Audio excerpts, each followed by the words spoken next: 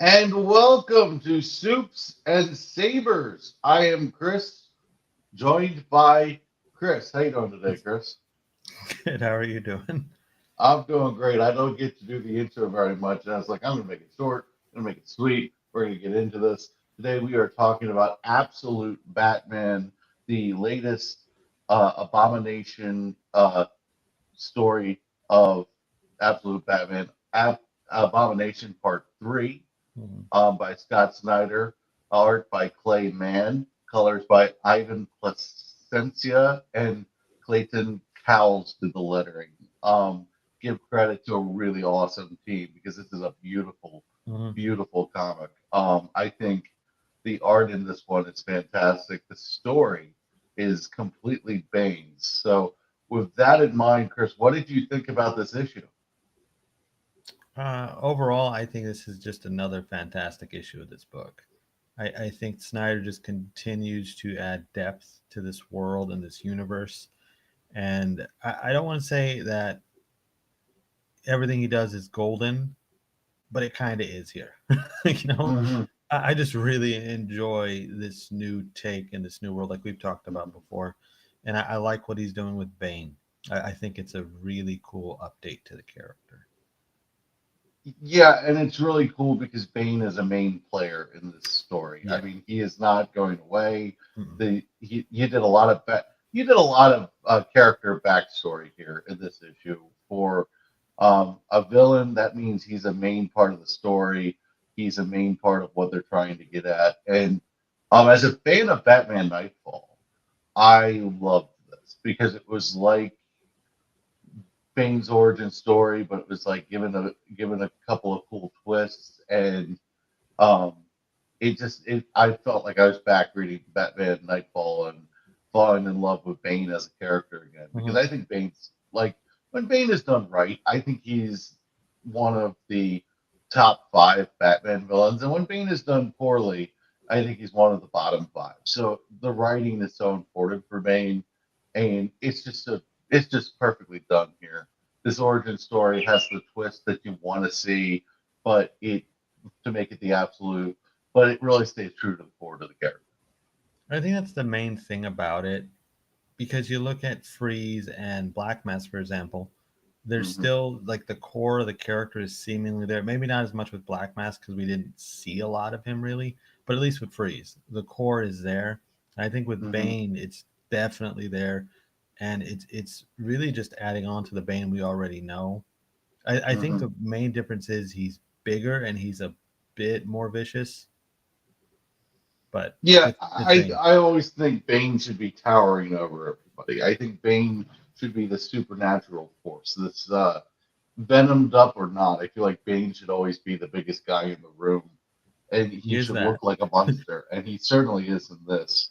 But he's also smart, and Mhm. Um, I like that this Bane is. I said Bane for a second. I like that Bane is really good at showing a different side of vengeance because Batman's very much about vengeance, but this Bane is very much about anger and taking back from the island that he was from, his upbringing. You know, the bird will be set free. Um, all that stuff. I think it was really powerful what they did with the origin story, Mhm. and it ties into Batman's whole thing because Batman is about vengeance, is about setting things right, and Bane thinks he's doing that himself. And that's another thing that I really appreciated coming out of this issue because normally when we get Batman in stories, he doesn't exactly have a yin to the gang, like, okay, this is my dark Hmm. mirror. I would say to me, Black Mask is kind of that in a way. Hmm. Rich guy could have helped the city, goes in the other direction in a wild way.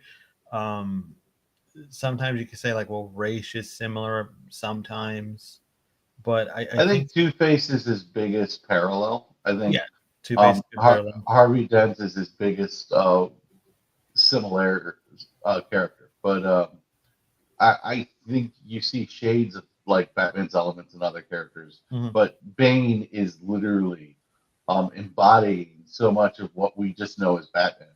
So Right. it's like you almost like if you didn't. see Bane in the previous issues, and you just started with this, and you didn't really know that Bane was the villain. You just jumped into this issue, like say this was the first Batman book you ever read.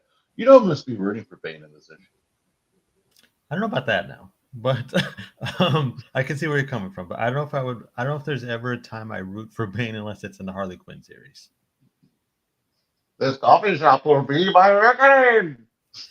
You can't like in that Bane voice doesn't even Mm-hmm. work for this Bane, which is No, astounding to me. You can't like do that with this one. yeah, you don't read it in that voice. That's a really good point Yeah, because this goes back to that, vicious Bane. Like I think more Javier Bardem's voice when I read this Bane. very good. That slow, calculated, he's Mm-hmm. got the accent, so it would fit. Just saying, Mm-hmm. James Gunn, maybe he's a little bit old, but you could fix it. I don't know. See, we're cooking here. I like that a lot. I like being a Um, chef. and I like it too. I just cooked some chicken. But Hmm. um, yeah, my dog is very happy because I cooked the chicken. But that's a whole other Good. story.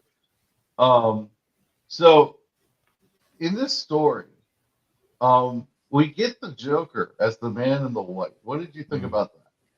Okay, I've been waiting to talk about this tease. Because I feel like this is the big tease of the issue. So I got two things to say about this. Okay. One, I think the fetus suit is real because they mention the women had stuff moving visually they could see it moving in their stomachs. Oh, The fetus suit I think is real. I think I was correct.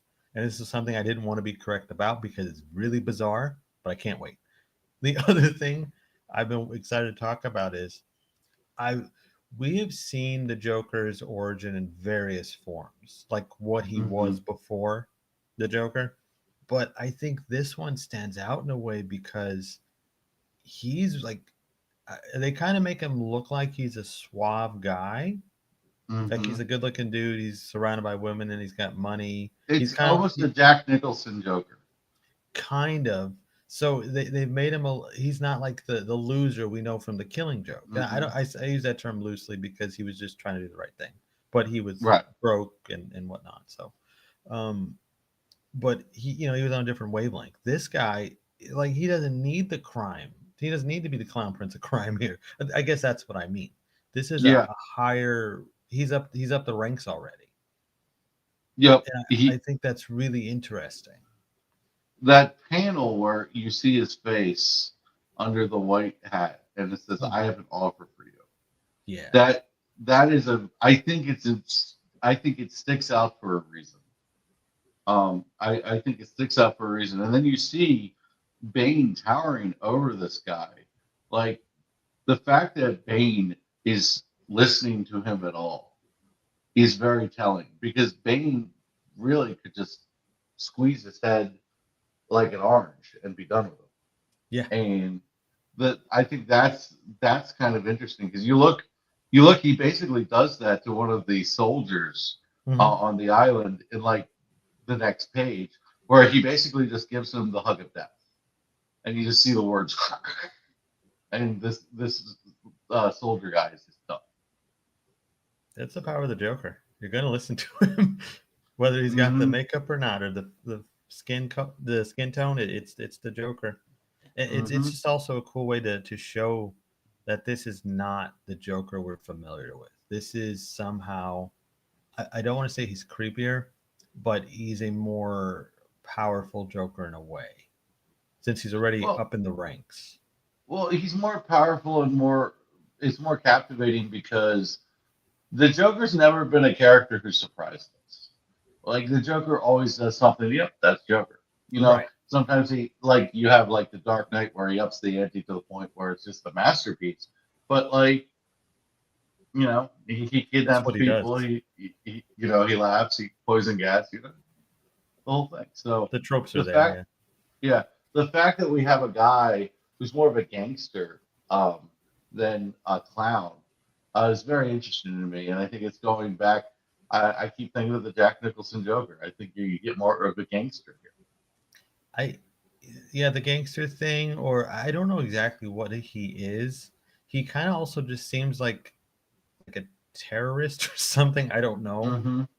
But I whatever don't know he is, what his game it's is. different. Yeah, it's Right. just different from what we've seen. We've seen the failed Mm-hmm. comedian just get stuck, doing the odd jobs. We've seen the Mm-hmm. failed husband, different things. We haven't seen this really. Because even if like the Jack Nicholson Joker is great, um, for the most part, but his origin, he's kind of just a standard goon in a way. Yeah. He is the top goon, he's the number one guy, but he's not, you know what I mean? This is a Yeah. different echelon. So it's really cool. Yeah. And again, the baby suit, the fetus thing, I think is happening. Yeah. Um. And what's wrong with him? So That's another thing. yeah, it's almost like you think that the old Arkham thing could be him looking for a cure to whatever is wrong with him. Yeah, I'm And we've curious. kind of gone down that road the past couple issues with why are they doing all these weird experiments? What are they after? What's the end game? And I think the Joker has to have a purpose for it, and it has to do something with that weird fetus suit and whatever is plaguing him. He most likely, but even like we didn't get a lot of Arc M. I don't think we got any Arc M in this issue. No, we And didn't. I kind of want to go back. It's pretty Well, interesting to me. I mean, I think you're going to though, because I mean, you got Killer Croc taking Batman out there like a dragon from Game of Thrones. Those two definitely have a score to settle Hmm. with Bane and with Arkham. Like they know it's there. That's they got out of there, but they're not just going to let bygones be bygones. Um, but dude, I think the scariest imagery in this whole series is in this issue because we have seen some incredible things. I mean, we talked about Mr. Freeze and just the like the pain of the ice. We Hmm. talk about we had like the swamp thing, the poison ivy, like land. We had a bunch of imagery in the last several issues, but Bane's venom pipes, his red eyes, the bird that looks like a skull. Like I it just love that explanation of the mask. yes, and you know what? It's so cool because it's like Bane's mask is always kind of like a wrestling mask. Yeah, I always This thought gives to it me it so looks much like more of a Spawn as a layer. luchador. Mm-hmm. This is there's a purpose for it, and it Yep. makes sense because like I think we've talked about it looks like teeth where his mouth is. It's like, oh, that's Yes. actually what it's supposed to be. Okay, cool. Yes. It gives a purpose, and you know his father is like that bird will fly. Though you have to believe the bird will fly, and it's this really twisted perversion on what his father was telling him. It just it's something. Oh, that bird flies. Yeah, when you let it out of the cage, you might not like what you get. I kind of wonder if the Joker told him to do what he does in order to get what he gets. I wonder if that Mm. was the deal. Which I don't know if we're gonna see them explain what was said or I don't know. But And you know, I think you might be onto something because they really did leave it. So you just see him talking to him, saying, "I have an offer for you," and then you see them talking, and the narration of the story doesn't explain any of that conversation. no, and I So thought that was a cool, mhm. make your own adventure kind of thing for now. Yeah, Because maybe we'll for see what now. it was. Maybe we won't. I don't know. As far as scary imagery goes, I think for me, I don't think I would say this has the scariest imagery because I feel like that look into Arc M with the different um, themes or whatever you want to call it, that was intense. Yeah, Um, I mean, this but whole series is. yeah, but there's that shot where Bane is, I think he's holding Batman and he has no arms and the blood is spewing. Mm-hmm. And that really just catches my eye because we've seen Batman injured. We have seen him take a lot of punishment. We've seen his back broken, of course. We've seen all kinds of stuff with him. My Bane. Yeah, we have never seen his face smashed in. We have never seen his literally his limbs torn off. Mm-hmm. This was an exercise in endurance for Batman at this point. So Yeah. those images really stood out to me. In this, if like I had to pick panels that stood out, it's that and that shot of the Joker we talked about earlier. But uh, and I think the shock value of seeing Batman beaten down this way Mm. really hits you in a specific manner because again, we have not seen this from any other writer. I'm trying to think of a time when he's been beaten like this, and I can't. All right. So that one shot with him on the gargoyle, Batman on the gargoyle, Hmm. with the venom going through him, and the like little machine gun thing on his arm, and the Bane mask with like the gas mask kind of thing. Venom's like right on his cheeks. That is one of the hardest images you'll see. But then you see he looks like the Incredible freaking Hulk with venom pipes, just on the next page. Like it is, like obviously we both don't think this happened. We both think that Batman, um, this is like Bane's vision of what he wants. Well, But it's just a hypothetical. Like Gordon knew right. what would have happened. Mm-hmm. Yeah, I think it's also funny to me because I know you and Ron had this reaction. I was telling you earlier, a friend of mine did too. That's not what happens in the story. This is just a hypothetical. And Mm-hmm. I think the shock of it kind of takes hold of you and it makes it hard to process that last page where it's revealed, no, that's not what happened. This is what's actually happening.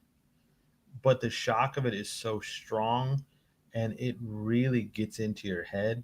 And I actually love the image of Batbane. I Mm-hmm. wouldn't even mind if Bane switches to that look for whatever reason. Dude, like be like you failed as Batman. Now I'm going to be Batman, and I'm going to finish what you couldn't do. Imagine like remember like when Jason Todd wore a bat suit for Battle for the Cowl? Yes, Like do that with Bane. I'm so down for that. That sounds That would so be cool. cool. Um, so obviously, we still have everything we set up in the last issue is still there. There's just kind of like an exposition look into Bane's side of the story. Hmm. So where do you think we go from here? Knowing that we're not counting Batman as the Banefied version of himself. Hmm. It's kind of tough because Snyder said when this arc ends, and I kind of wish he didn't in a way, just because Mm-hmm. now I'm thinking, well, we still have, I think it's two issues to get through, I think. So I imagine the next issue is Bruce and Wayland kind of, I don't want to say rehabbing themselves, but I think they need to do some recovery. And I think we're Mm-hmm. going to see what happens to Eddie, Harvey, and Oz. I think that's what we might see going, in the next issue. And going forward, of course, we're going to get the big final confrontation with these two, with Batman and Bane. And I assume he's going to help out his friends, but we'll see. I don't know. There's a lot on the table here. Well, I don't think he's going to be able to help all of his friends because it's just the more you divide Batman's focus, Hmm. the more you take away his ability to do it. Like it's actually wonderful. We're talking about Nightfall, the parallel between Bane's origin story in Nightfall and Hmm. Bane's origin story here. But like it's actually kind of like a wonderful parallel to Nightfall in the other sense because in Nightfall, Bane lets out all of the bad guys all at once and tires Bruce out by having him constantly locking up all of the rogues, Mm. all in quick succession, um, and he's testing Batman in Nightfall and priming him for his fall. And that's basically what he's doing here. Yeah, it's like that line. I don't remember how it's said in the book, but he knew he couldn't break you, so he's going to, or he to break you, he has to break them. It's something like that. Yep. So I imagine this is how we get the Rogues Gallery form. He'll save them to an extent, I think, but they're still going to Mm-hmm. come out damaged. I think it's safe to say Harvey comes out as Two Face. Eddie's already one step to the Riddler. Yep. Um, I don't think like And Ozzy's we going to saw come that in the out. first issue. Yeah, I don't think Ozzy's going to come out as a penguin with like razor blade teeth or anything, but he's going No, to come I out a don't think little so either. meaner. I think Hmm. this is how we establish the rogues. Hmm. It's going to be interesting what they do with Selena because Yeah. they've set Catwoman up pretty well, and we know we're getting a very interesting looking Catwoman. Hmm. Um, I don't like the look; it looks too much like Black Mask to me. Um, but like with the bowl on the head, like I just don't like that look. I'm waiting to see But the Arkham, but I like it. yeah, but you know what I've noticed is when we see this look aheads, most of them, other than Croc and Bane, I haven't liked the look aheads. Right? Mm, I okay. haven't. I have.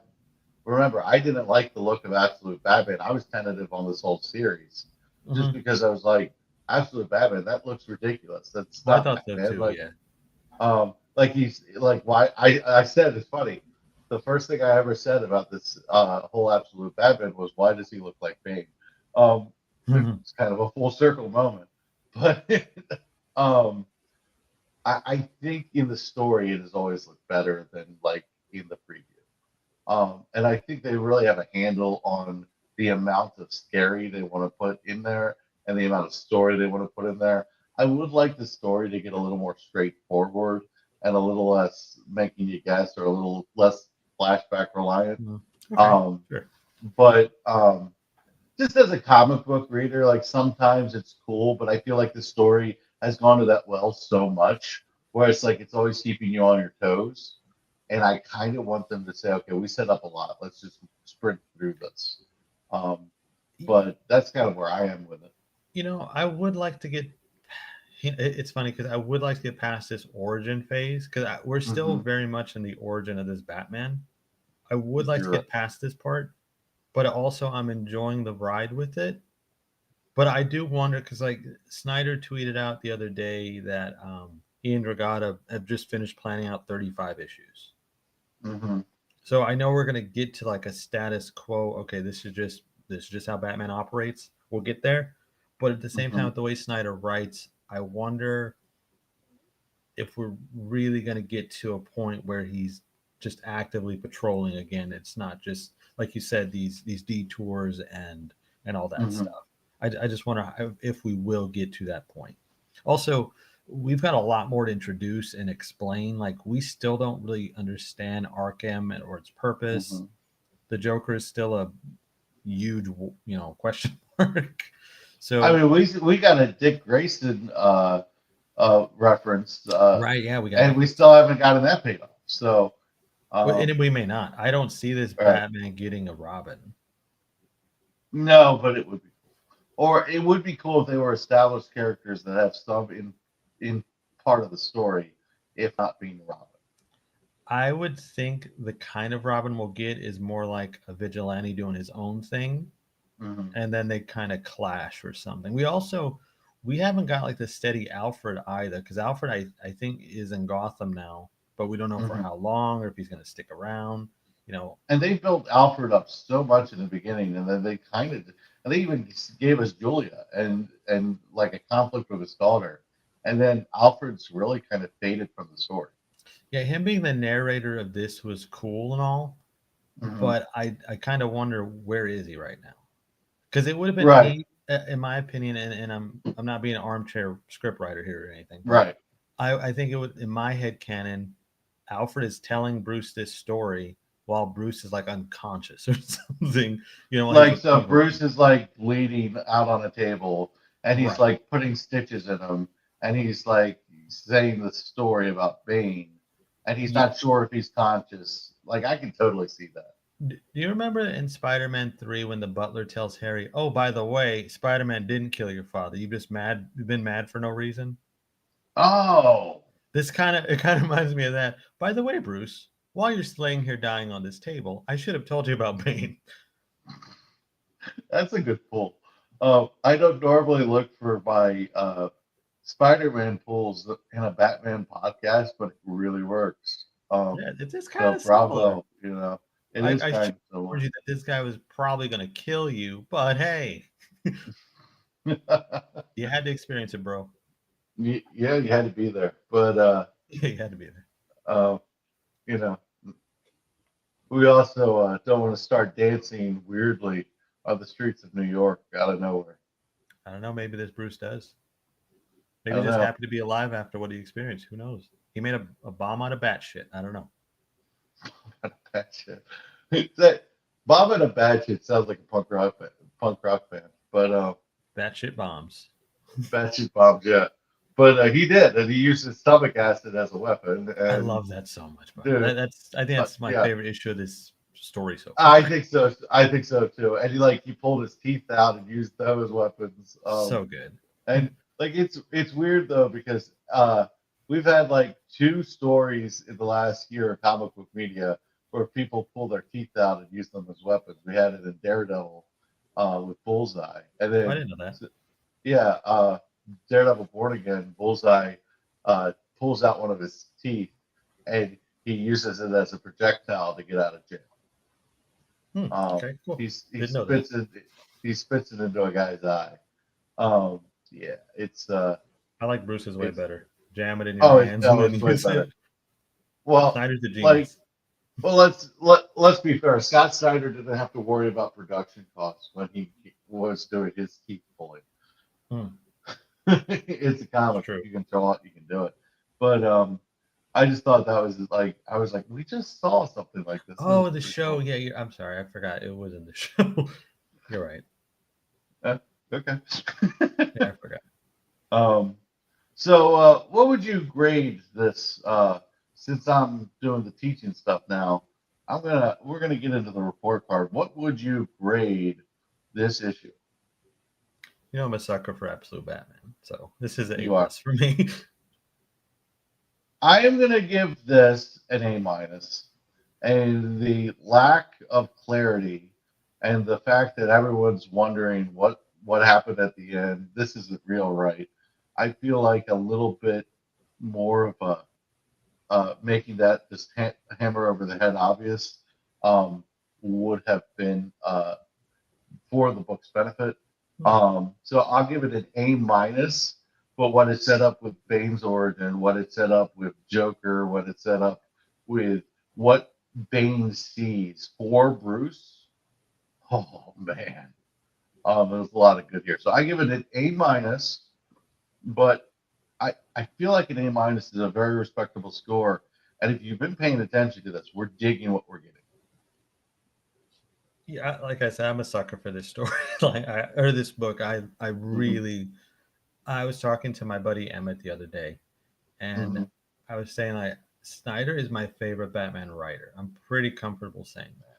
I'm okay with saying that as well, other than maybe Jeff Loeb. Um, I do love uh, Loeb stuff too, but I mean, I love Jeff Loeb for the Long Halloween, Dark yeah. Victory, Superman, Batman, Hush. Like he's kind of goaded, but Scott Snyder did the Court of Owls, and Scott Snyder. I have both of his omnibuses of Batman, and they're some of my favorite books Hmm. in comic books in general.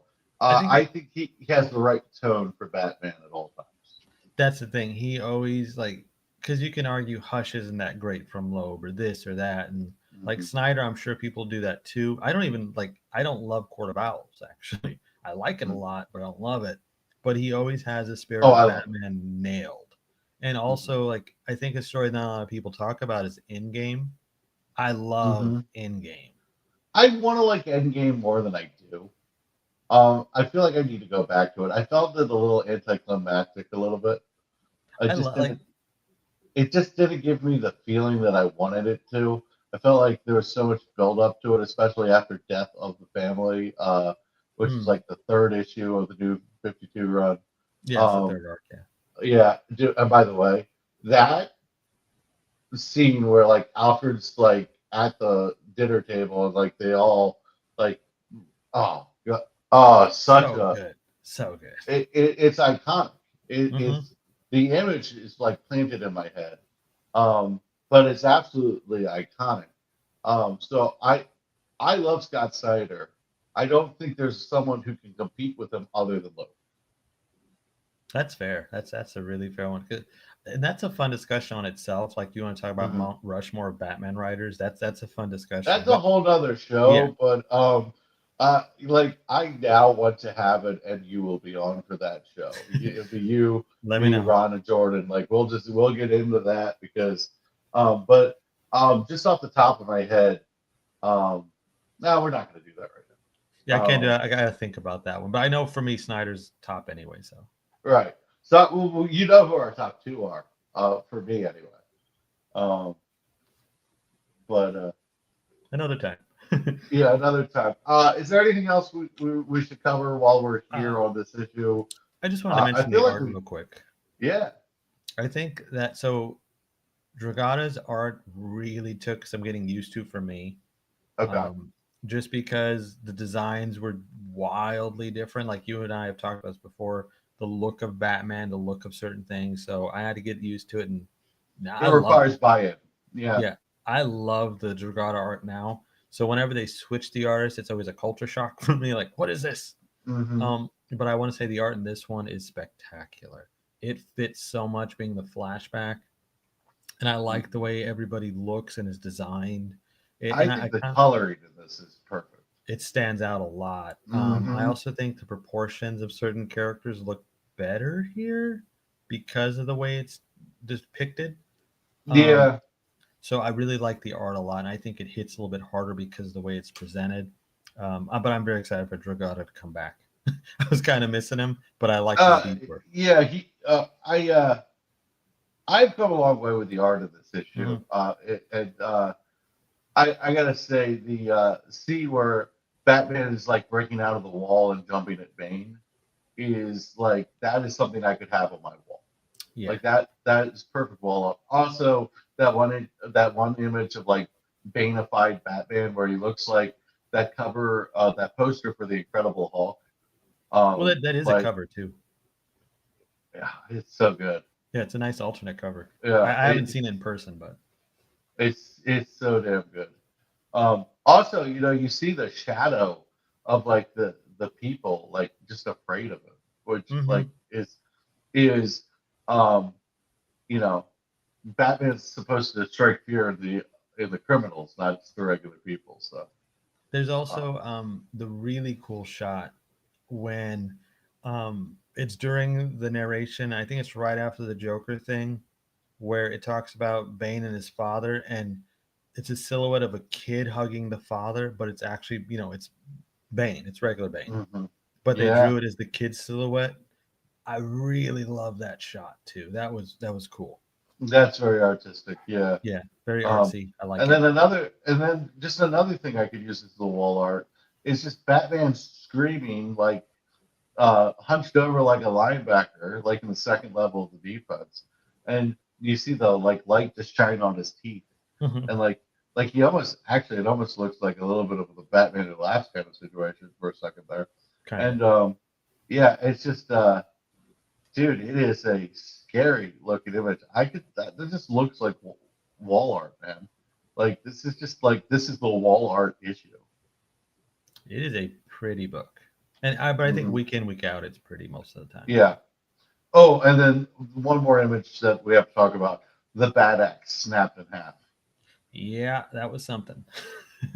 Um, I feel like this is a hard issue to cover in a podcast format because it's one of those books you kind of just have to read, and if you've read it, you're with us, and if you haven't read it, you're probably not watching this anyway. That's true. Yeah, Um, and I don't know. This is not for me. I don't think this is like the entry level issue.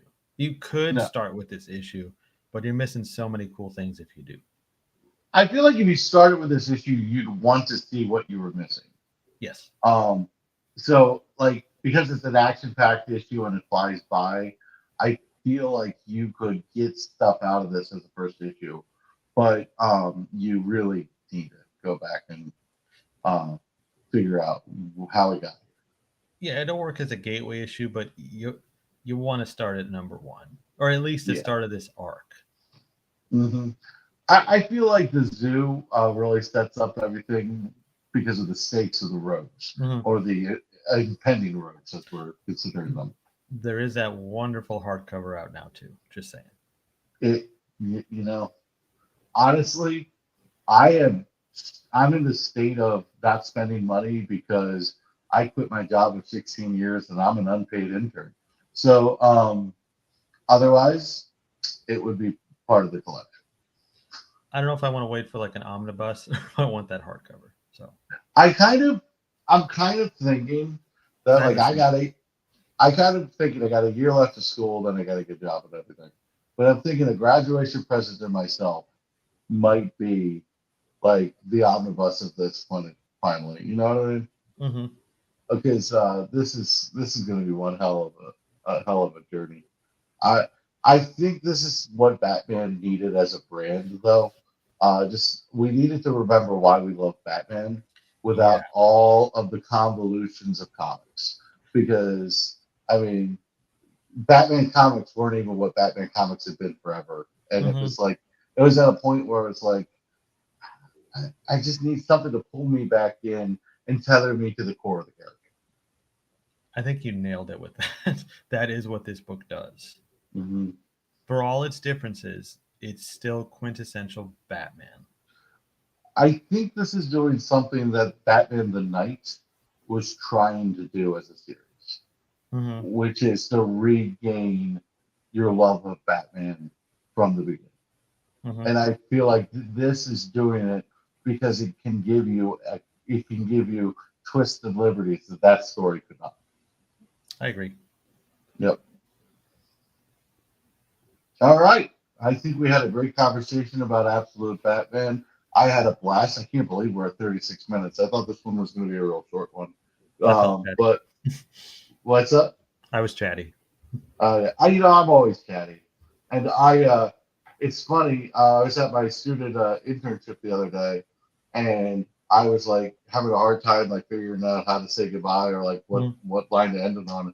And then I just said, "See, this is why I don't host the podcast because I never know how to end things."